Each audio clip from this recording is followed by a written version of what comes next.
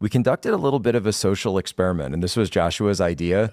So we took what we identified 12 independent failures, security failures that day, or failures, or potentially successes. That's like winning the lottery twice. I see what it is. So, and we said, what are the odds? It's funny you say that, because we said, what are the odds? And we've got the full probability equation here. I know we love math here on Timcast. Okay, what are the odds of all of those independent security failures happening on the same day that, as we say, a trained marksman shows up with intent to kill? And wait, did you add to that the day before the FBI informed the Secret Service that there was an assassination plot against Donald Trump? That's in here, yes. I think that is in here, add it to the equation. Yeah, there are a dozen, but we picked the top 12, and the idea is that this is a conservative estimate, and the idea is we picked 12 that if only one of them had not occurred, the security failure had not occurred, Crooks would not have been 140 yards away from Trump to be able to take. So what are the odds? Like 1 in a trillion? Oh boy.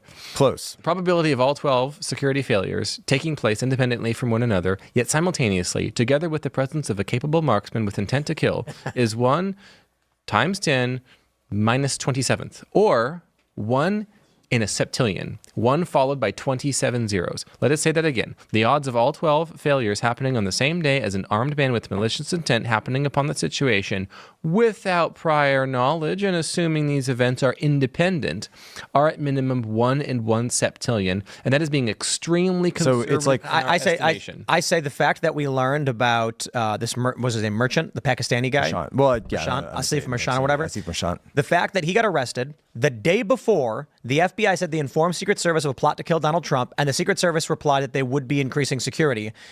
Triple it. And they refused. So right. that's triple those odds. That's the same as flipping a coin and coming up heads 93 times in a row.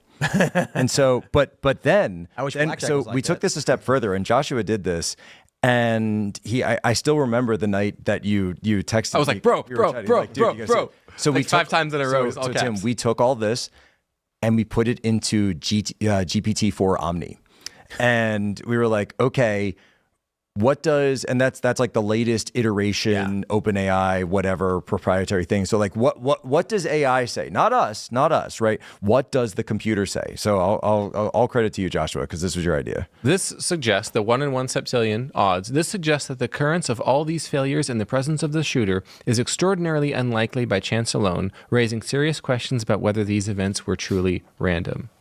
That's the answer from GPT-4 Omni. I appreciate the math and asking the AI, but unfortunately, even a simple rational human would be like, there's no way that the guy flew a drone, walked past security. There were text messages about him sneaking in. The Secret Service had counter snipers. We're supposed to have people on the roof. Hour and a half, 27 minutes, full 10 text minutes. messages, which we have printed out that everyone can see, jumping from roof to roof. You take one of these. You say, did you know that the cops said, hey, this guy snuck in? And they're like, what? Why didn't they do anything about it? Hey, I don't know. Sounds weird, doesn't it? Yep. The one for me that really sticks with me is the conduct of the ESNU sniper, Officer Greg Nickel. And look, he claims that it was a mistake, but at around 6:04 p.m., this is the guy. So Tim, and then it was blocked off when we were there, but the AGR building that Crooks utilized is actually just a 1-story building, and where the snipers were was a 2-story building behind that. So they're in the 2nd story, they're in the window, they've got the sniper rifle in the window overlooking exactly where Thomas Matthew Crooks was.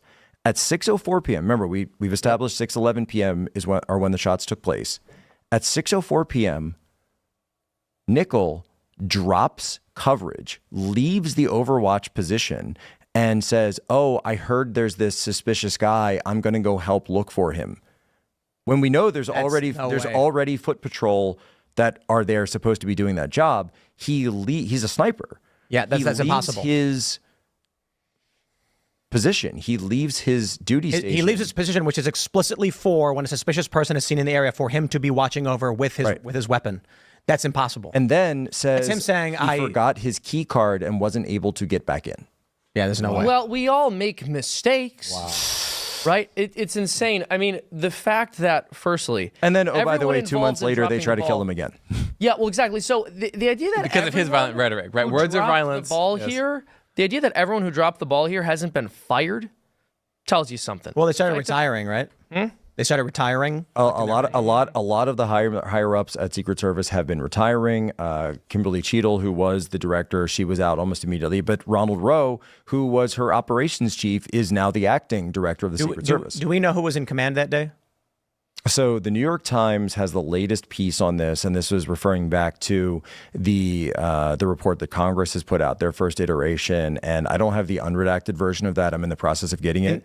So they say there was no one official site lead, but the person who was the highest positional authority that day was a female agent who only had 4 years on the job. So 4 years out of FLETC. FLETC is the Federal Law Enforcement Training Center down in Brunswick, Georgia, where Secret Service and NCIS and a bunch of different 1811 special agents go through. That 4 years on the job. That's it. Was put in charge of an open air outdoor rally with a former president who is probably the number one target of any assassin in the entire world right now. The day after, Tim, as you mentioned, the FBI had just arrested someone who was involved with the Iranian plot to kill him.